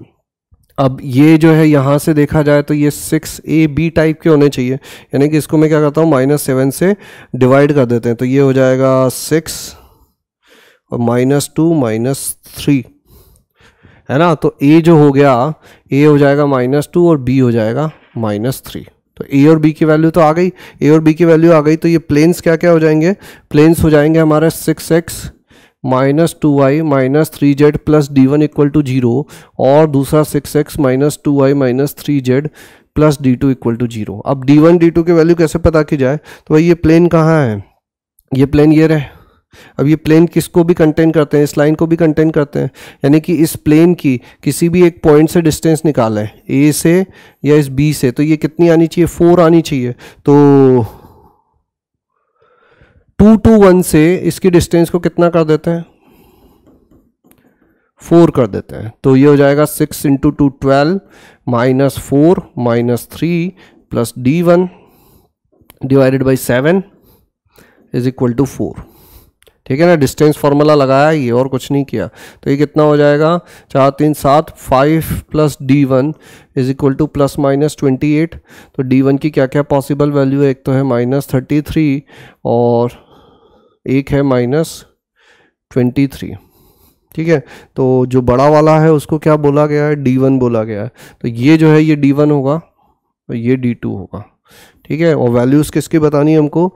d2 minus d1 upon a plus B, d2 minus d1 upon a plus B, यानी -33 प्लस 23 -2 -3, तो -10 अपॉन -5 और 2। तो आंसर विल बी 2। क्लियर है? अच्छा क्वेश्चन था, आई होप आप लोगों को समझ में आया होगा। चलिए आगे बढ़ते हैं, देखते हैं नेक्स्ट क्वेश्चन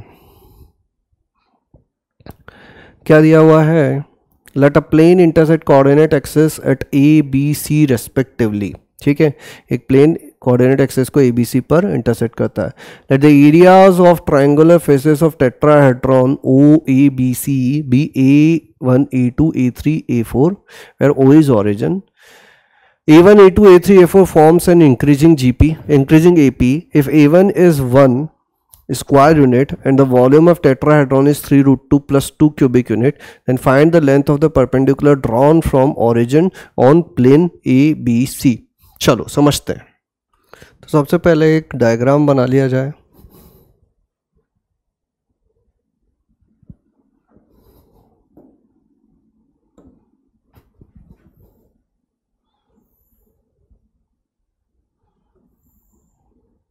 ठीक है, एक्स एक्सिस वाई एक्सिस और जेड एक्सिस की बातें हमने कर ली।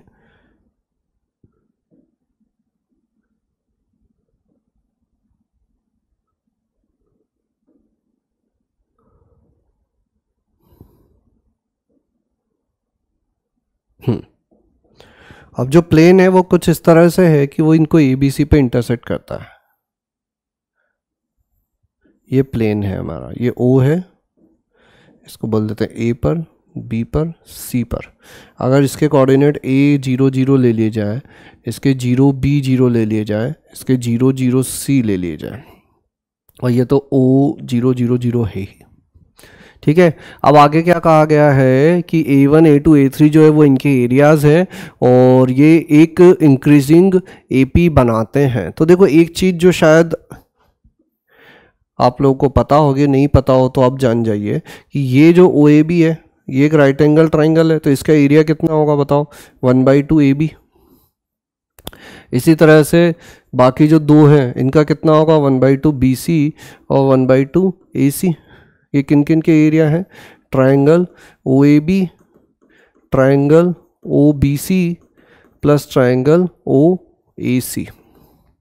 इनका जो सम होता है ना वो ट्रायंगल ABC के एरिया के बराबर होता है। इनके स्क्वायर्स का, इसके स्क्वायर का सम जो होता है वो इनके बराबर होता है। बताते हैं किस तरह से।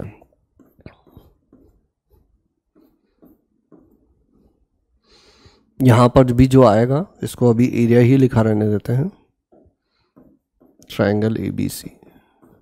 ट्रायंगल ABC का एरिया कैसे पता किया जाए, तो ट्रायंगल ABC का एरिया पता करने के लिए क्या करो, कोई भी दो वेक्टर ले लो, 1/2 क्या ले लिया जाए, AB क्रॉस AC, और इसका क्रॉस प्रोडक्ट लेके और उसका मैग्नीट्यूड निकाल दिया जाए। ठीक है, तो ये हो गया B-A क्रॉस C-A। तो ये कितना हो जाएगा, A cross B, B cross C और C क्रॉस A हो जाएगा क्या। ठीक है ना। अब ये कैसे हैं, परपेंडिकुलर है ना एक दूसरे के, ABC तीनों जो है वो एक दूसरे के परपेंडिकुलर हैं। ठीक है, तो इसका मैग्नीट्यूड में लिखना चाहूँ तो मैं क्या लिखूंगा, देखते हैं। पहले का स्क्वायर, इसका स्क्वायर करोगे तो क्या मिलेगा, magnitude of A square magnitude of B square, और sine square theta, sine square theta कितना हो जाएगा, 1 हो जाएगा, क्योंकि A और B जो है वो कैसे हैं, परपेंडिकुलर है। ठीक है, सिमिलरली BC से क्या आएगा, B क्रॉस C का मैग्नीट्यूड का square, B square C square, फिर से वही आ जाएगा, C स्क्वायर A स्क्वायर, फिर से वही आ जाएगा, प्लस जब इन दोनों का डॉट प्रोडक्ट लोगे तो A क्रॉस B और B cross C, A cross B और B क्रॉस C भी एक दूसरे के परपेंडिकुलर होंगे। A क्रॉस B क्या होगा, अगर इनको बहुत ही सिंपल शब्दों में कहें IJK ले लें तो ये I क्रॉस JK होगा, और J क्रॉस K क्या होगा, I होगा। तो वो सब कितने होते चले जाएंगे, 0 होते चले जाएंगे। समझ रहे हो इस बात को, उन दोनों का डॉट लोगे कि A क्रॉस B जो डायरेक्शन है, A क्रॉस B जो है वो किसकी डायरेक्शन होगी, C की डायरेक्शन होगी, और B क्रॉस C जो है वो किसकी डायरेक्शन होगी, B क्रॉस C जो है वो A की डायरेक्शन होगी, और C और A एक दूसरे के परपेंडिकुलर, तो बाकी सब क्या हो जाएगा, 0 हो जाएगा। तो ये क्या चीज लिखी हुई है, इसका मैग्नीट्यूड चाहिए हमको, तो इसका मैग्नीट्यूड चाहिए तो ये मिल जाएगा, ठीक है ना। अब मैग्नीट्यूड ये हो गया और इसका स्क्वायर करोगे तो क्या यही चीज़ दिख रही है क्या, इस ट्राइंगल ABC का स्क्वायर करोगे तो 1/4, 1/4, यहाँ पे भी 1/4 ही आ रहा है, A square B square B square C square C square A square, और यही चीज़ यहाँ पे लिखी हुई है। अब इससे हमें क्या पता चला कि ये जो एरियाज हैं, ये जो AP में थे वो कुछ इस तरह से होंगे। सबसे बड़ा वाला जो टर्म है वो A4 है, इंक्रीजिंग AP बना रहे हैं ये, तो ये A4 हो जाएगा। तो नए पेज पे ले लेते हैं, A4 square is equal to A1 square plus A2 square plus A3 square. अब इनमें से किसी को भी कुछ भी ले लो, कोई फर्क नहीं पड़ता। सबसे छोटे वाले का एरिया दिया हुआ है क्या हमको, सबसे छोटा वाला जो है वो A1 का एरिया है 1, तो इसको लिख लेते हैं 1 plus D square 1 plus 2D square, और ये हो जाएगा 1 प्लस 3D स्क्वायर, ठीक है। तो ये 1 plus 9D square plus 6D, 1 plus D square plus 2D, 1 plus 4D square plus 4D, तो ये कितना हो जाएगा 4D स्क्वायर 5D स्क्वायर, तो 4D स्क्वायर, और 4 और 2 6 से 6 कैंसिल हो जाएगा, और 1 2 3 और 1 यानी कि 2, तो D स्क्वायर हो गया आपका 1/2 और D हो जाएगा 1/√2, प्लस वाला ही लेना होगा। अब क्या बताना है हम लोगों को कि वॉल्यूम ऑफ टेट्राहेड्रन जो है ना वो इतना है, तो find the length of perpendicular drawn from ABC। तो वॉल्यूम ऑफ टेट्राहेड्रॉन जो है वो हम लोग किस तरह से लिख सकते हैं, 1/2 एरिया ऑफ बेस ABC और into perpendicular distance from origin to this plane, ठीक है। ये बात समझ में आती है। अरे सिंपल सी चीज है कि एक टेट्राहेड्रॉन के वॉल्यूम की बात कर रहे हैं, इस बार ये ABC बोल रहा हूँ मैं, इस तरह से बना दिया मैंने डायग्राम। इसका वॉल्यूम जो होगा वो कैसे लिख सकते हैं, 1/3 ये जो हाइट है ये into area of base, area of triangle ABC। Area of triangle ABC क्या है, 1 प्लस 3D स्क्वायर। ये वॉल्यूम दिया है ना हमको, कितना दिया है इस क्वेश्चन में, 3√2 प्लस 2, 3√2 प्लस 2, 1/3 H हमको बताना है, और ट्राइंगल ABC का एरिया कितना होगा 1 प्लस 3D कितना होगा /√2, ठीक है। तो बस यहाँ से H आ जाएगा, इसको मल्टीप्लाई कर दिया जाए तो 9√2 plus 6 is equal to H times √2 plus 3/√2, √2 को मल्टीप्लाई कर दो तो 9 × 2 18 प्लस 6√2 डिवाइडेड बाय √2 प्लस 3। अब इसको फर्दर सिंप्लीफाई किया जा सकता है, उसको अभी नहीं कर रहे हैं, यहीं पे हम इसको छोड़ देते हैं। अब वो ऑप्शन में अगर दिया हुआ हो या जो भी चीज़ पूछी गई हो उससे क्लियर किया जा सकता है, ठीक है। वैसे तो ये बहुत ही सिंपल दिख रहा है, देखो 3 प्लस √2 है और ये √2 प्लस 3 है, तो H जो है वो सीधा सीधा 6 आ जाएगा। चलो आगे बढ़ते हैं, देखते हैं नेक्स्ट क्वेश्चन क्या दिया हुआ है। Let A vector B vector C vector be 3 vector of magnitude 1 1/√2 and √2 respectively satisfying this equation। तो बॉक्स ऑफ ABC का मॉडुलस जो है वो 1 है, ठीक है। तो find the value of this. चलो देखते हैं। ये बॉक्स ऑफ ABC की बात करें तो ये क्या होता है, A.B क्रॉस C, और ये दिया हुआ है हम लोगों को 1, ठीक है। अब अगर ये 1 है तो इसको मैं ऐसा लिख दूं, देखो थोड़ा सा समझते हैं। B क्रॉस C कर रहे हैं हम लोग, ठीक है, जरूरी नहीं है परपेंडिकुलर हो। B C मान लेते हैं ये A है, तो B क्रॉस C, एक तो ये इनके बीच का एंगल मान लेते हैं अल्फा, यहाँ कहीं होगा B क्रॉस C, और इनके बीच का एंगल मान लेते हैं थीटा, ठीक है। तो इसको मैं लिख देता हूँ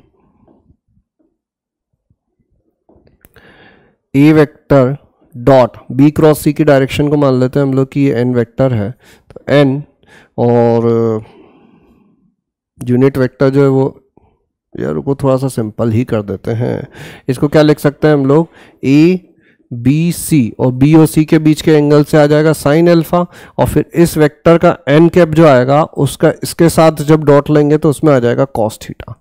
ये दिया हुआ है 1, ठीक है। अब मैग्नीट्यूड जो है वो कितने हैं, मैग्नीट्यूड है 1/√2 और √2 into sine alpha into cos theta is equal to 1, यानी कि sine alpha into cos theta जो है वो है 1। अब साइन अल्फा कॉस थीटा 1 आ रहा है, इसका मतलब कि अल्फा को जो होना पड़ेगा वो होना पड़ेगा π/2 और थीटा को जो होना पड़ेगा वो होना पड़ेगा 0, ठीक है। नेगेटिव एंगल की बातें हम लोग नहीं करेंगे, यानी कि अल्फा जो π/2 है तो बी और सी कैसे हो गए, परपेंडिकुलर हो गए, और बी क्रॉस सी जो है वो ए के साथ कितना एंगल बना रहा है, 0, यानी कि ये भी क्या हो गए, परपेंडिकुलर हो गए। तो तीनों वेक्टर्स कैसे हैं, म्यूचुअली परपेंडिकुलर है। अब तीनों वेक्टर म्यूचुअली परपेंडिकुलर हैं तो हमें क्या क्या मिल जाएगा, A dot B 0, B dot C 0 और सी डॉट ए 0, ठीक है। A dot B dot C dot A 0। अब यहां पर देखो क्रॉस प्रोडक्ट लिखते हैं हम लोग, तो ये कितना हो जाएगा, A dot A minus C minus C dot A minus C A plus B, ठीक है। इस तरफ ले आते हैं अब ए डॉट ए माइनस सी, तो ए डॉट ए तो कितना हो गया, 0 हो गया, और बचा माइनस का ए डॉट सी, माइनस का A dot C, sorry A dot A हो गया magnitude of A square, magnitude of A square है 1 और ए डॉट सी हो जाएगा 0, ठीक है। माइनस यहाँ पे देखो सी डॉट ए हो गया 0 और minus C magnitude of C square, magnitude of C square कितना होगा जाएगा 2 ए प्लस बी, यानी कि ये जो ब्रैकेट है ये इसमें कन्वर्ट हो गया। फर्स्ट वाला भी यही है, यानी इसी का इसी के साथ डॉट लिया हुआ है, इसी का इसी के साथ डॉट, यानी कि इसके मैग्नीट्यूड का क्या स्क्वायर, स्क्वायर करोगे तो क्या मिलेगा 4 magnitude of A square plus magnitude of B square plus magnitude of C square. 2 वाली सारी चीजें 0 हो जाएंगी क्योंकि परपेंडिकुलर है। ये हो जाएगा 1 प्लस ये हो जाएगा 1/2 प्लस ये हो जाएगा 2, तो 4 प्लस 2 6 और 1/2 11/2, ठीक है। समझ में आई चीजें क्या किया गया है यहाँ पे।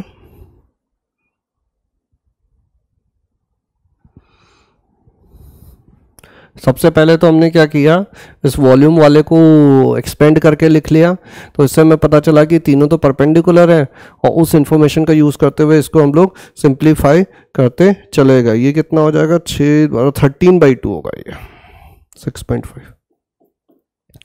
क्लियर है,